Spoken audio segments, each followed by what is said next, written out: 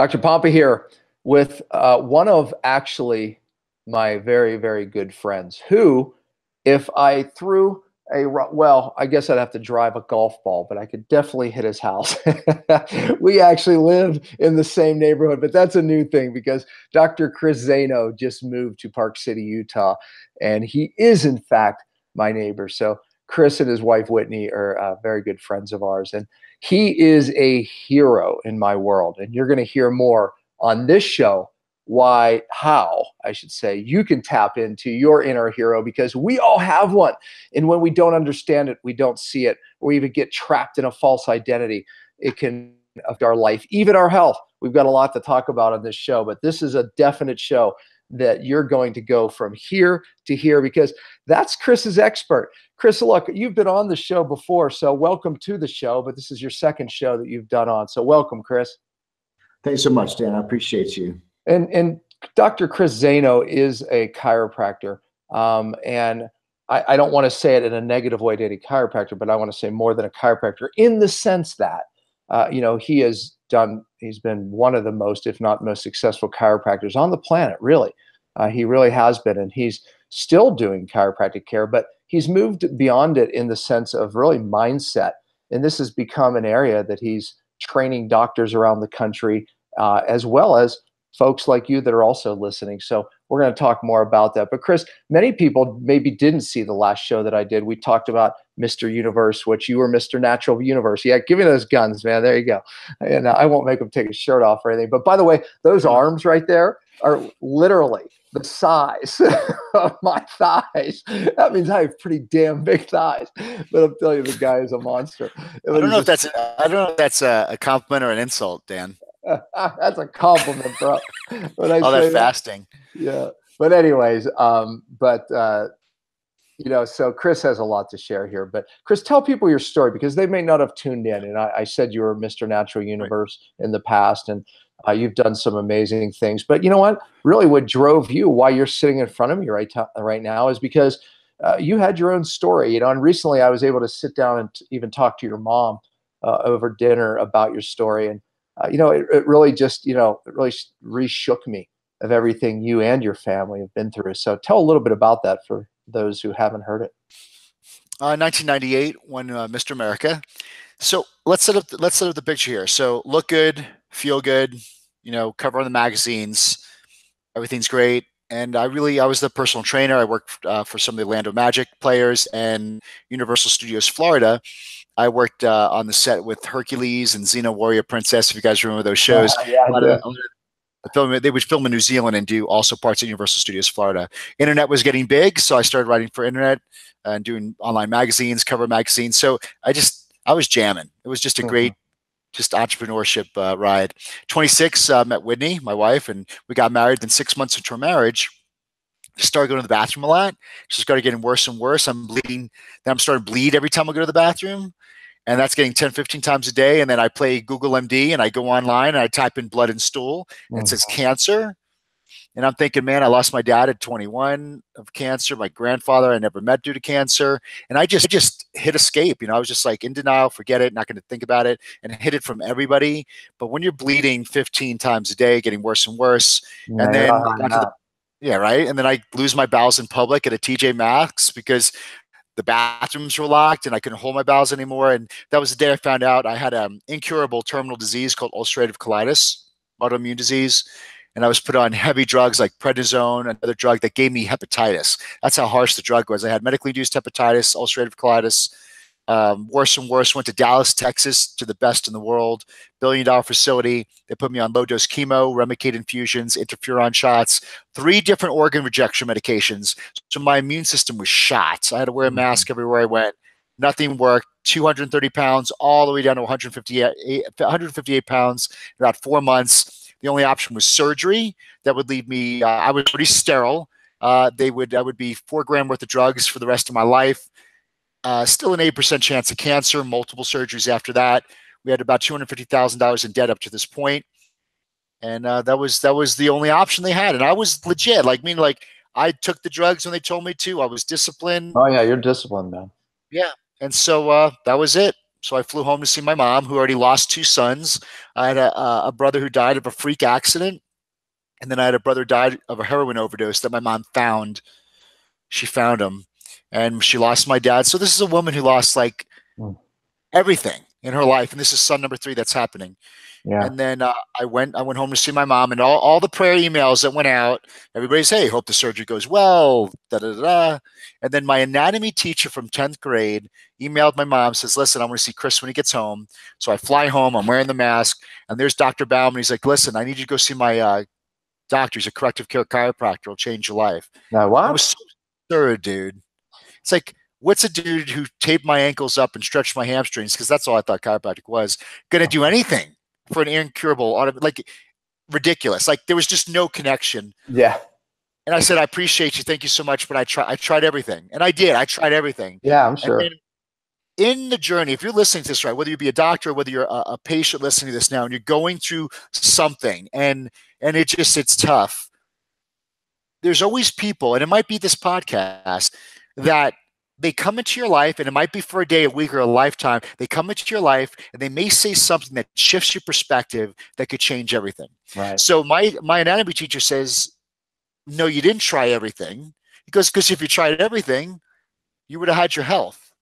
And man, did he woke me up out of a solid belief that I did it all. And I'm like, oh my God, he's right.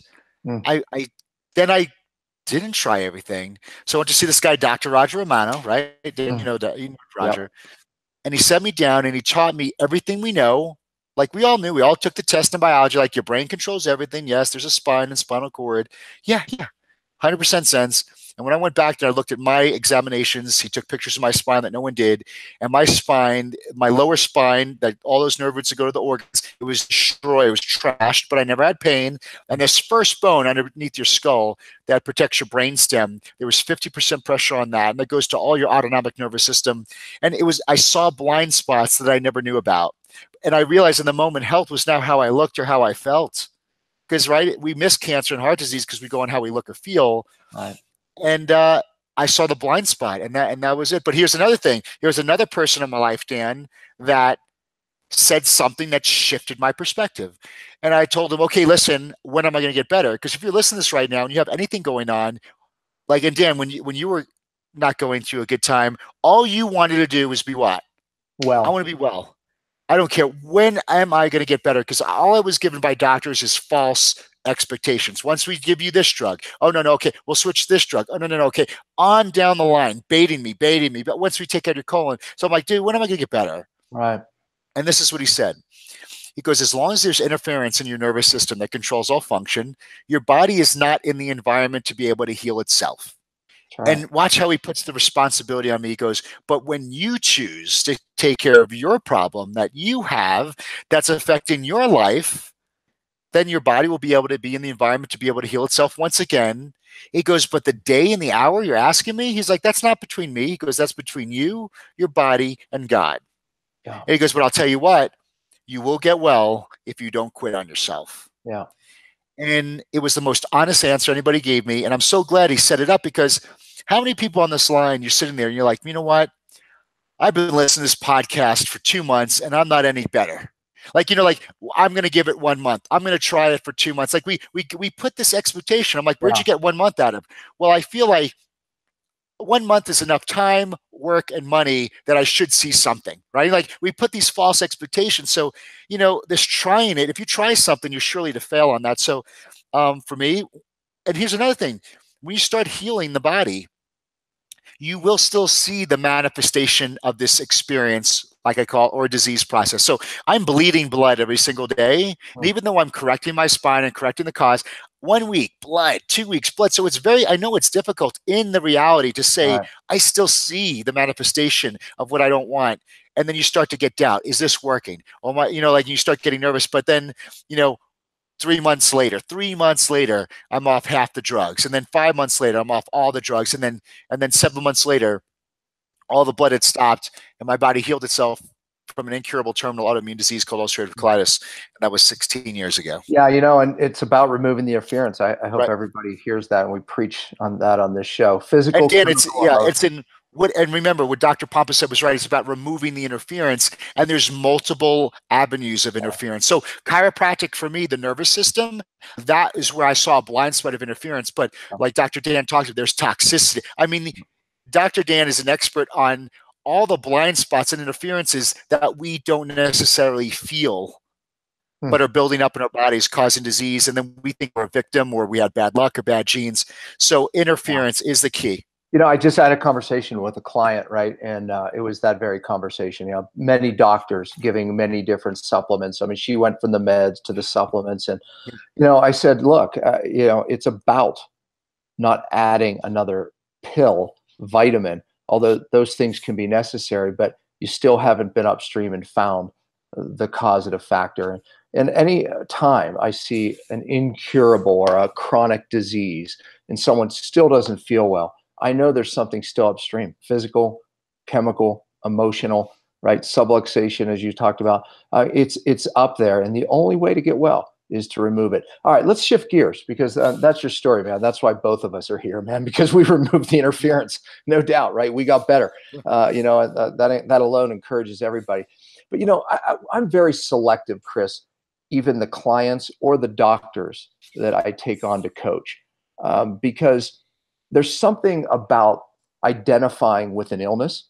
There's something about identifying with where you are in your life, that I feel I can't help them. It's taken me, I've done this for almost 20 years. You know, it's taken me a while to realize that I can't help everyone. Boy, when I came out of school, man, I thought I was just going to help the world. And, you know, all I needed to do is convince somebody or make them do what I do. Yeah. It's not the case. You know, I learned that even in my own family, you know, but I'm a fixer, man, you know, and it's like, dang it, if you just do this. But I learned that, you know, some people are stuck in a certain identity. And talk about what you're doing now, right? You call your program, you know, the Hero Program. Talk about that. And it dials into exactly what I just talked about. So help them. Yeah, the I Am Hero project, I think it's Dan, and this will talk to the doctors and the patients right here. So, you know, in 2005, when I went through this experience, right, then I'm like, it was an unknown. Like Dr. Dan, everybody, if you're listening right now, even the doctors, your stories to get where you are, like, we never planned this. Dr. Dan never planned on getting heavy metal toxicity. I never planned of getting ulcerative. Like, we didn't plan it, but it's what made us. And so it was an unknown that we never planned, but the unknown drove me from this into, okay, I know what health is. And yes, now I must become a chiropractor because this is clearly my purpose. So it's where you feel called or chosen to do. So we opened up our practice in 2005. Last 12, 13 years, became the largest clinic in the history of my entire profession, helping over 17,000 patients and affecting hundreds and thousands, if not millions of people around the world with helping other doctors. And so, Dr. Dan, this would happen. So things are doing good. I'm like living this purpose. Everything's going well. And I'm checking off the boxes. So docs or even people listening right now, I checked off the box, right? You know, I married, check. Healthy kids, check. Got my health, check. Financial security, check.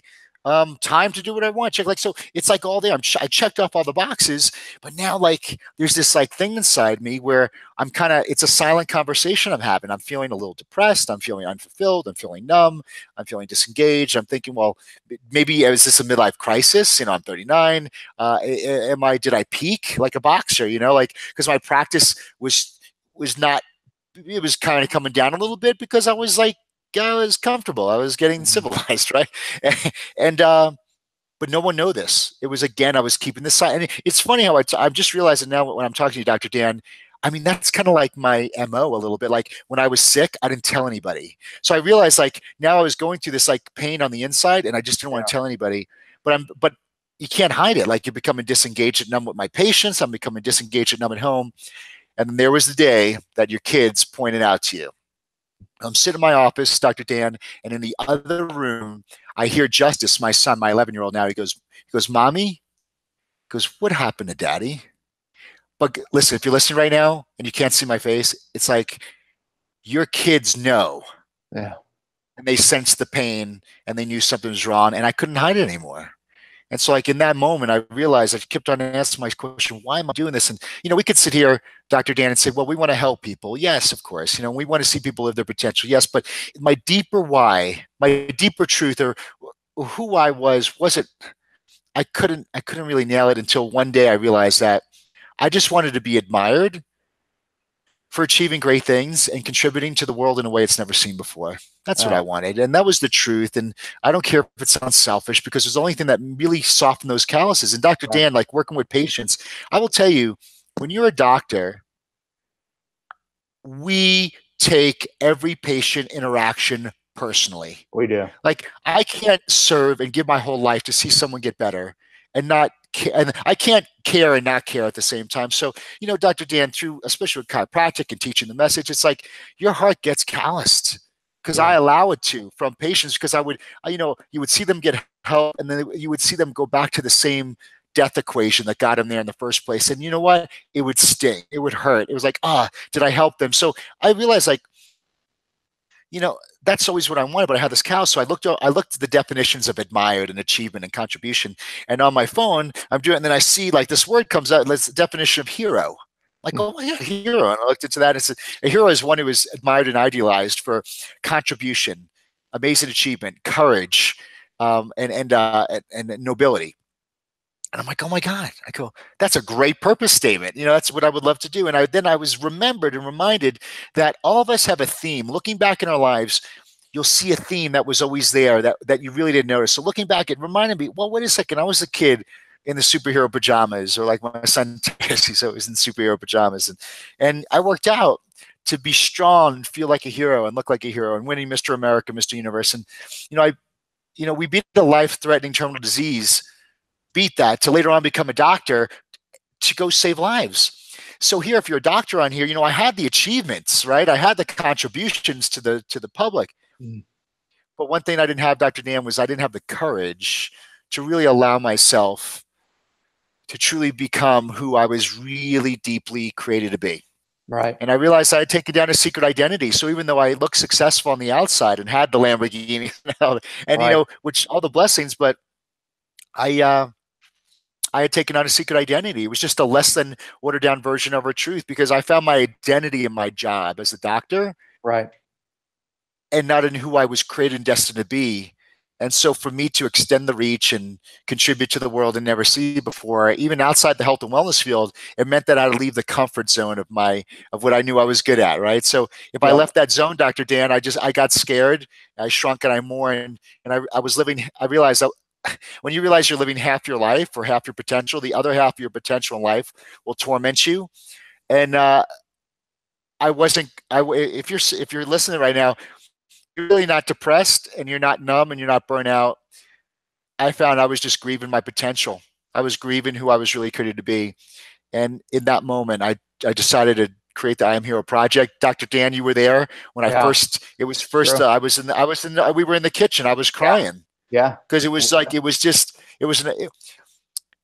watched its birth. I really did.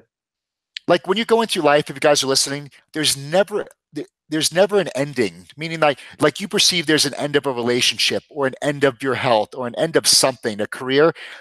There's never an end. It's an evolving. So Dr. Dan, I felt like there was an end of something, but you helped me realize, you and Warren, like, no. It's an evolving. Like Dr. Dan, like when you went through in your life, it's easy to say, well, it was an end to something. And when now you look back down, it was an evolving. Absolutely.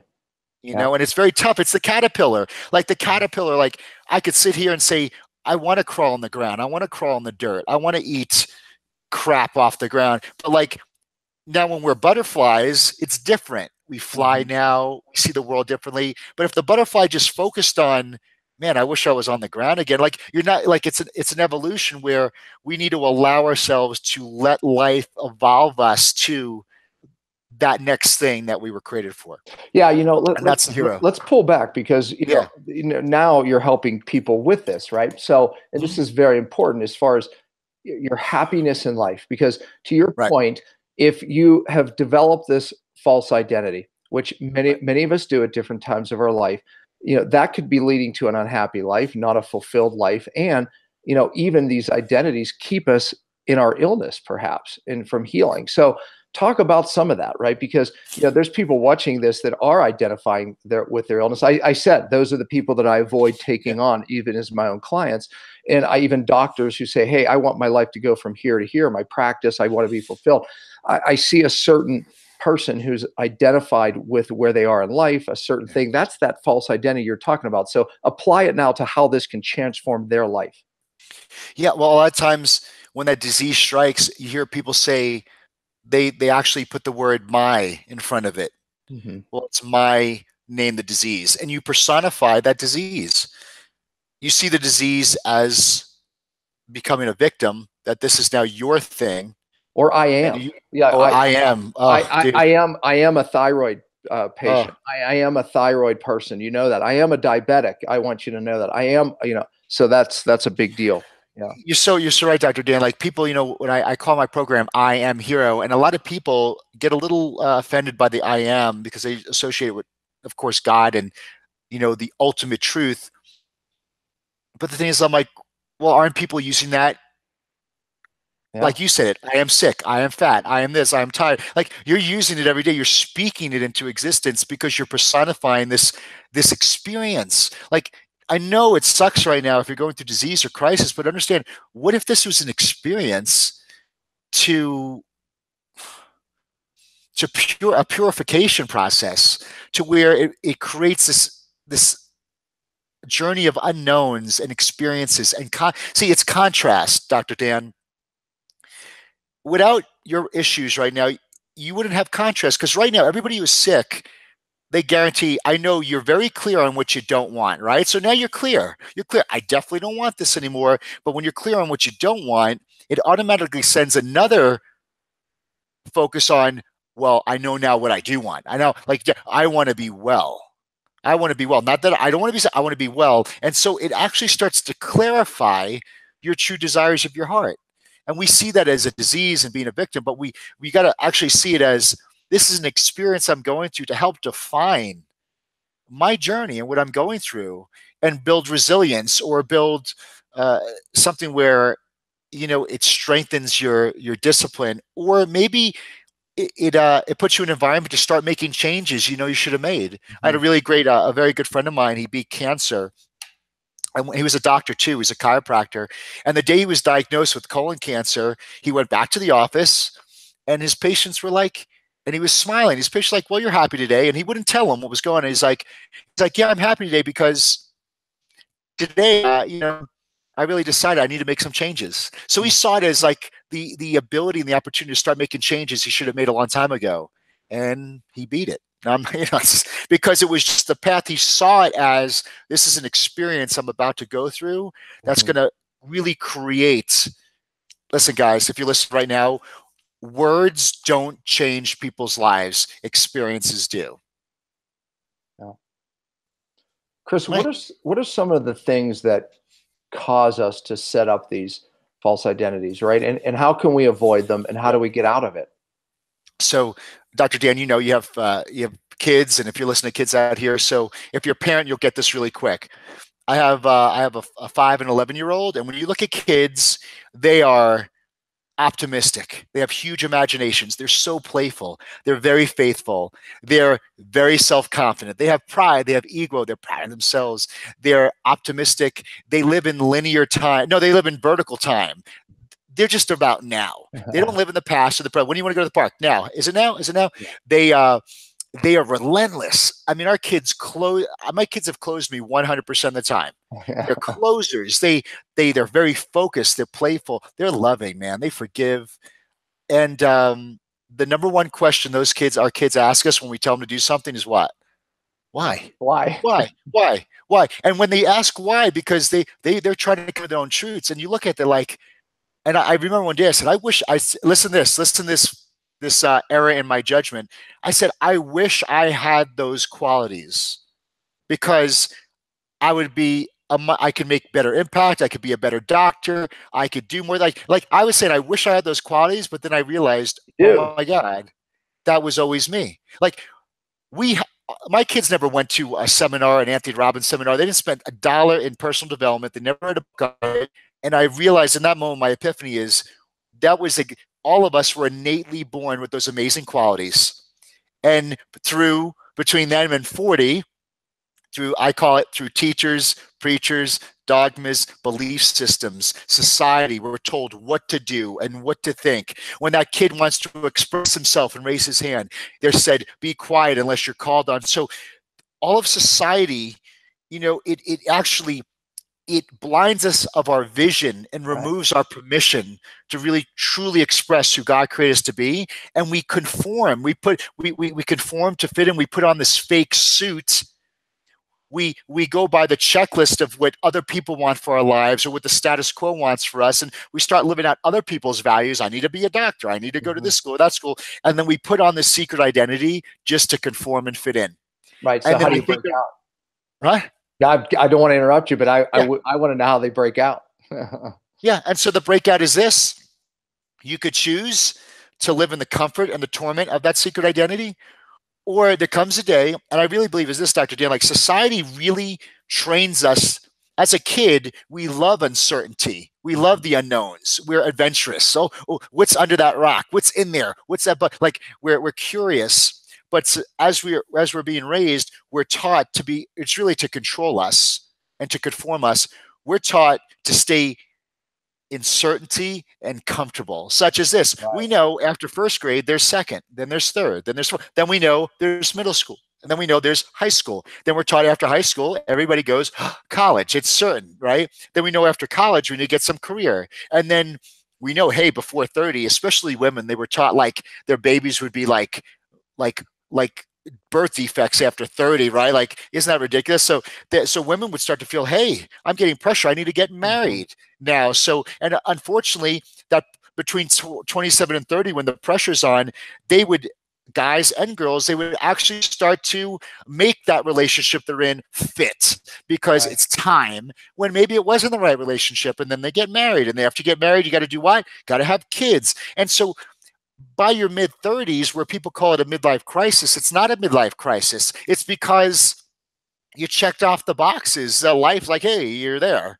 And then you actually have time to look in the mirror. And when you look in the mirror, you don't even know who you are anymore. You're in a 9-to-5 job with great benefits, and you don't like what you do. Your health is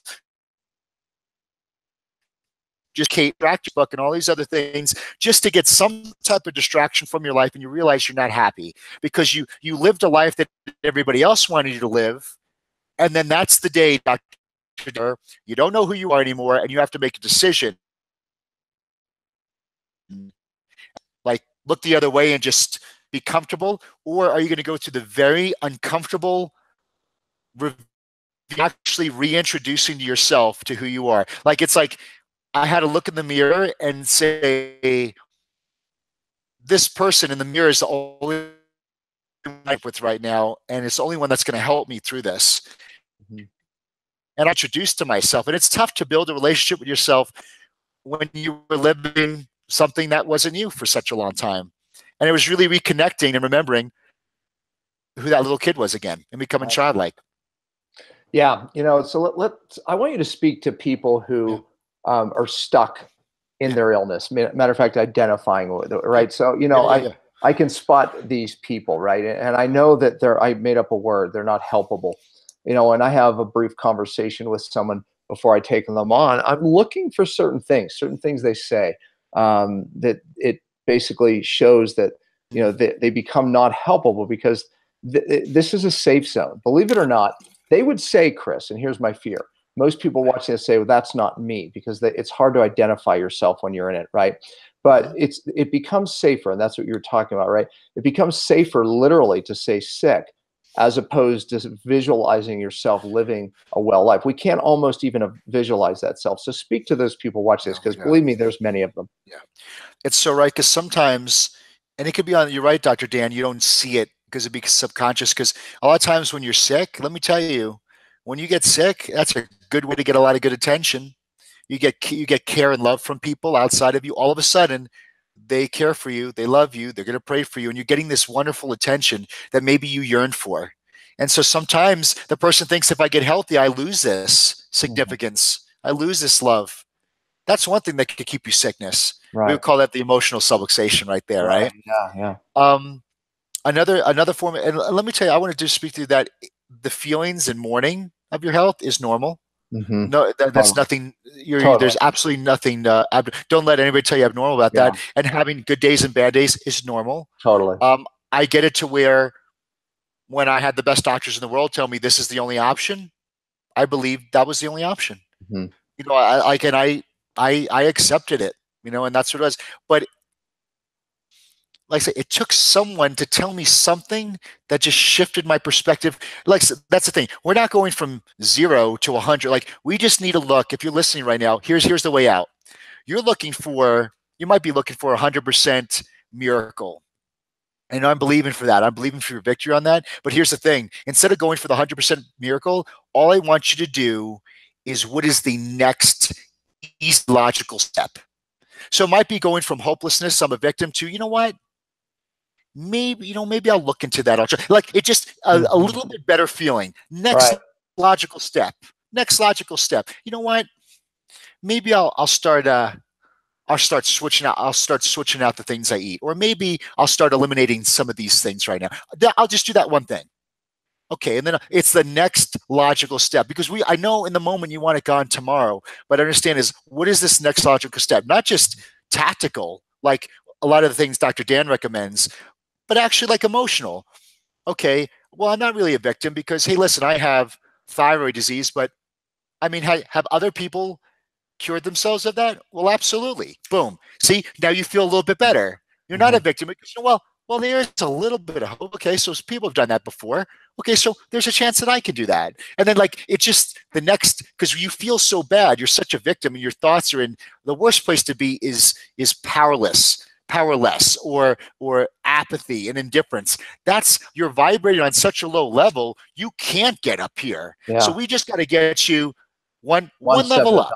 I did the same Step. thing. But let me personalize this, Yeah, do because that. So, Dr. Dan, you're out, dude. No, if Dr. Dan did tell you this, as a chiropractor, it's very physical. Imagine Dr. Dan, he would adjust somebody and then have to go lay down yeah, after 15 seconds of physical activity. So yeah, you're there, Dr. Dan. You're in the back laying down, like, and at the same time praying no one comes in. But then, like, sure. you put on the face and the fake smile. Like I know a Mhm. lot of you guys put on that fake smile Right. because you're suffering. So in that moment, Dr. Dan, like you're thinking, dude, what's the next logical step Yeah. from that? Like to just get an inch forward. So how'd you do that?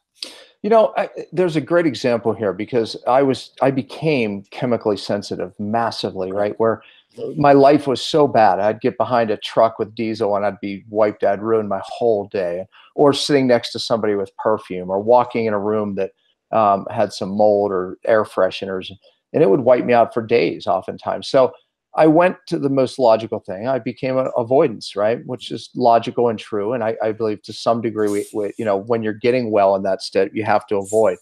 But it became a survival mechanism for me. It became who I was. It became something that made me feel good at the end of the day when I avoided things, right? So your body, we set up these neurological patterns. And the only example I can give people is like if I did get bit by a chow at one point, and I literally would avoid chows. If I saw one, I'd cross the street because it became something that would put me into this survival mechanism. I felt my adrenaline go up, my heart rate would go up.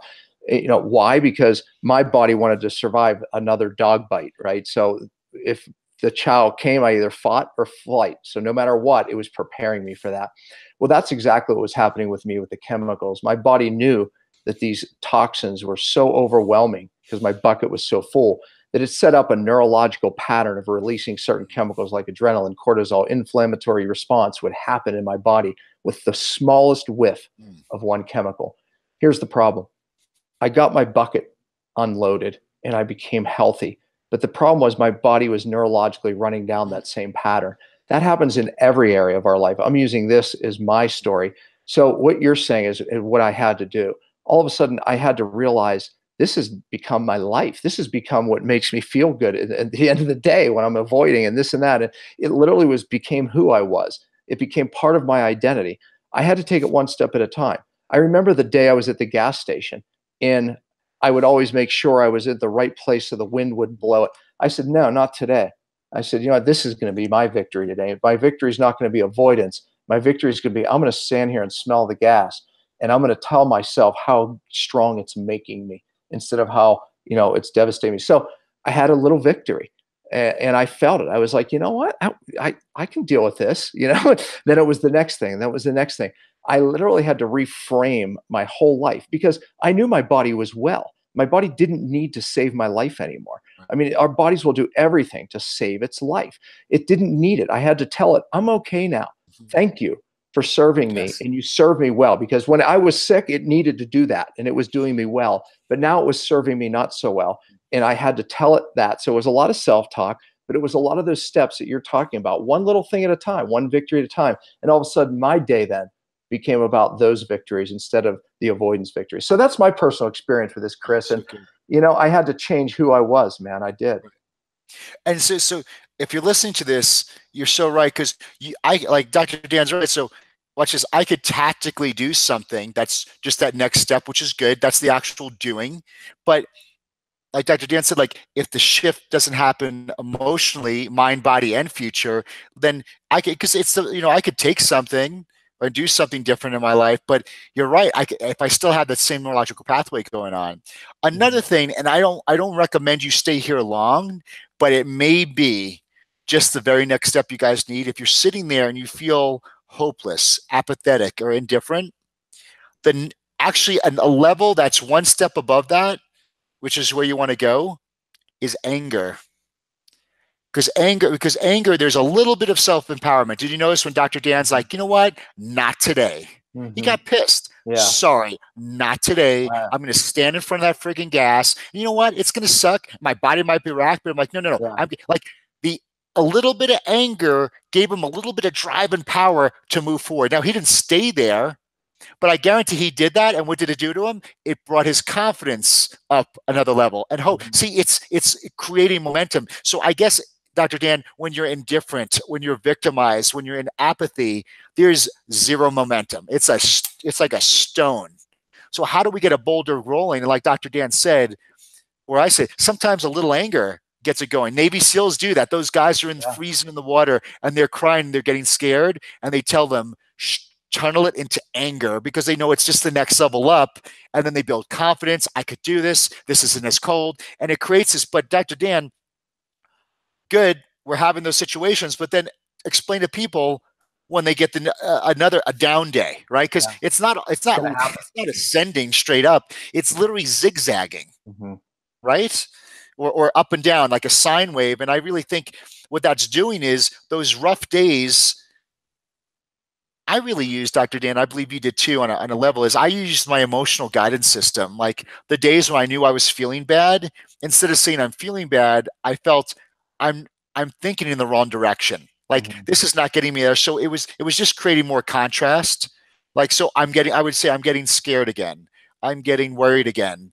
And I was going in the pattern, like the survival mode again.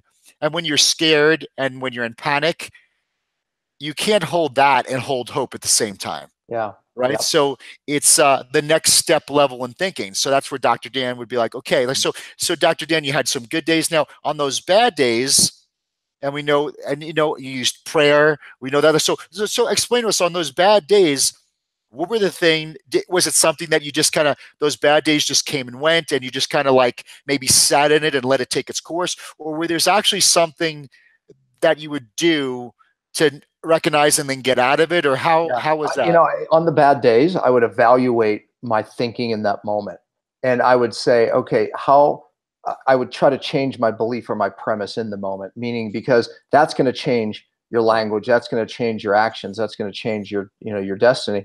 So it's like, I would say to myself, okay, how can I think about this different? Because I would evaluate, how am I thinking about my situation right now? And I would say, how can I ask myself a new question? Or it's like, because I'm asking myself questions, I'm feeling certain feelings. So I automatically say, how do I feel right now? What kind of questions am I asking myself or concerned about? And how can I change that? So that's what I did, right? Because you have to take, like I said, every situation one at a time and say, what is my thought? What is my belief right now? What am I thinking? And what new question do I have to ask myself? And what new thought do I have to have about the situation? And then miraculously, even the words will start to change. Your thoughts change, your words change, your life starts to change. Dr. Dan, I just got a great download from you were talking. Like you just cleared it for me. Because we want to get better when? Quick, right? So I'm about to tell you something that is actually a quicker road, but you got to see how I'm taking it.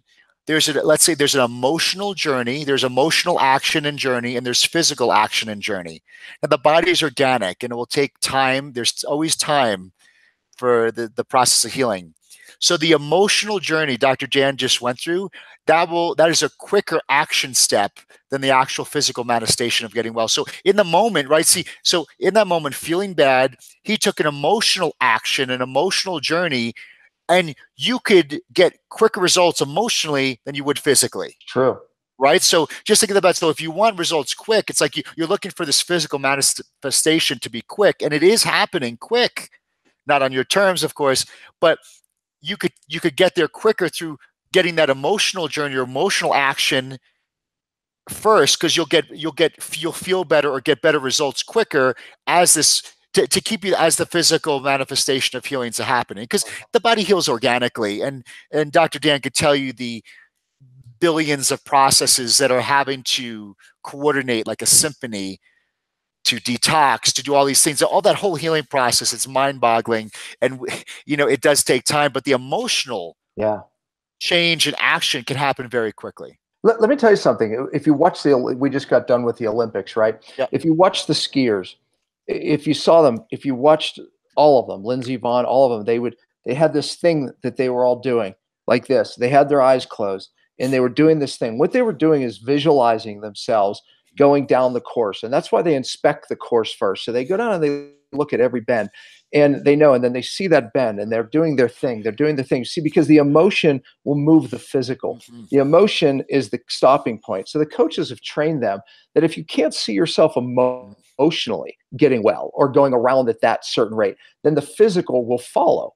So oftentimes we athletes even have certain fears, and the coaches, a good coach is going to bring you to those fears, change the way you think about the fears, and then visualize yourself not fearing, visualize yourself getting well, visualize yourself going around the turn.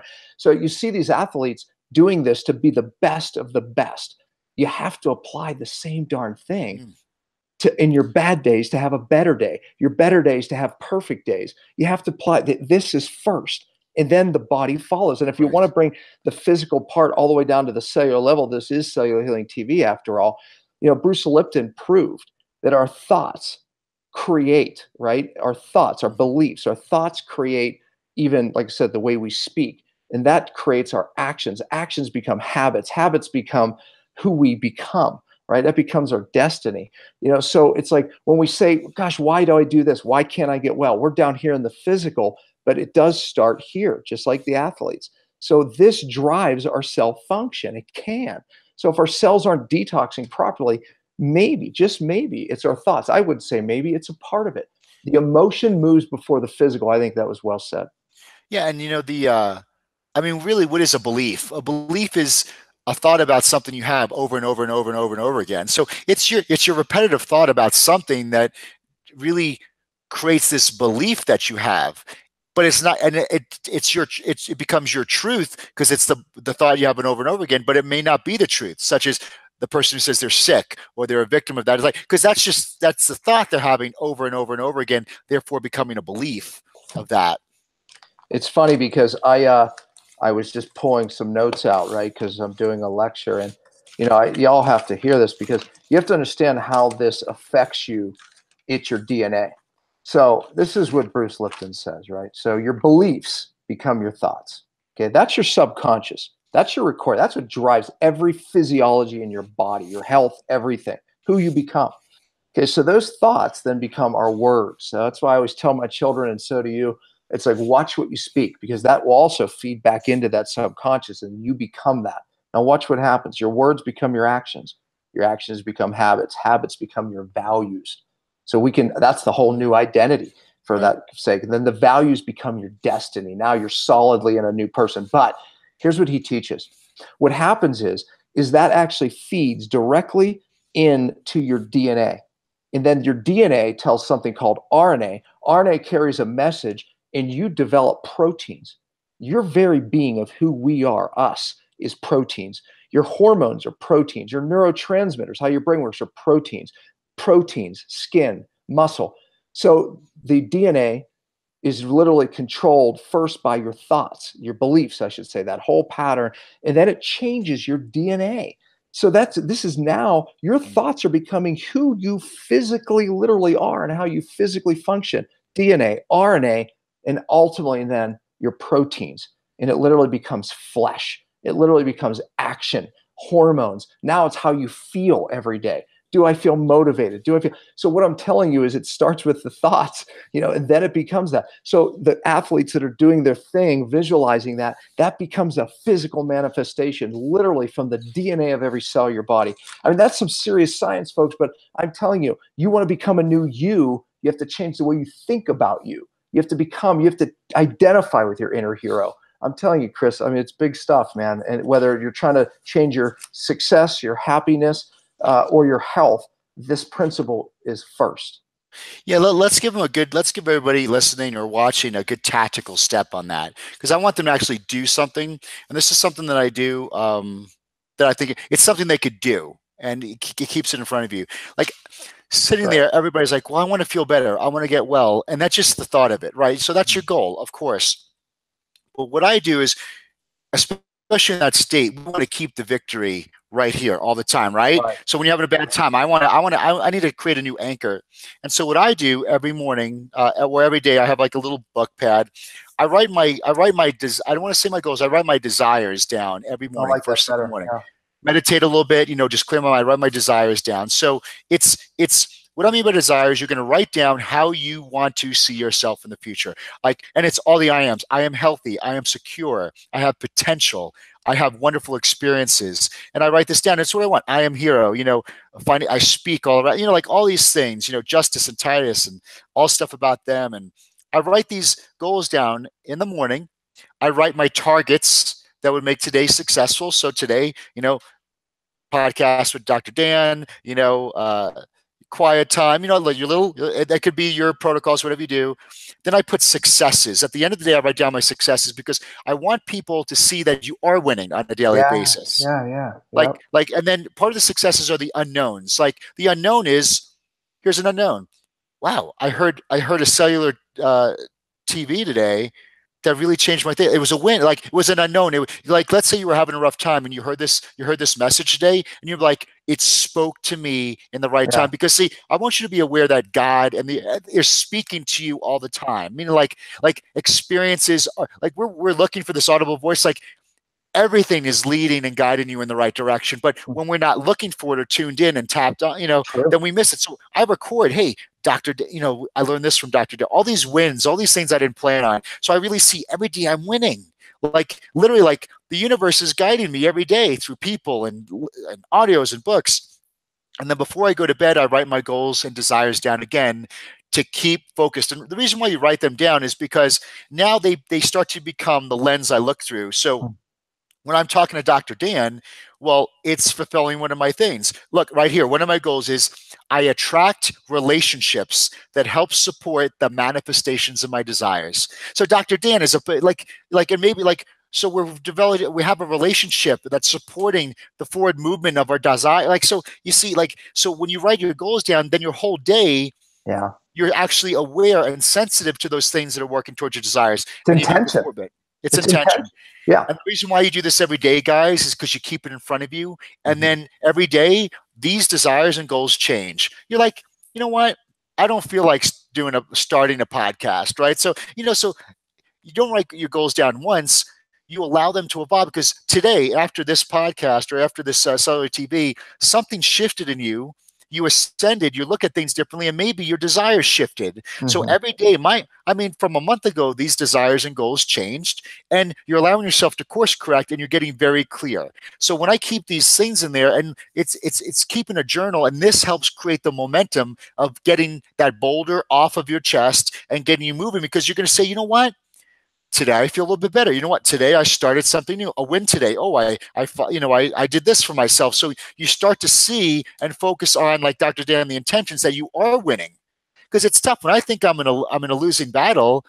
everything is going to support that I'm in a losing battle because that's all I see.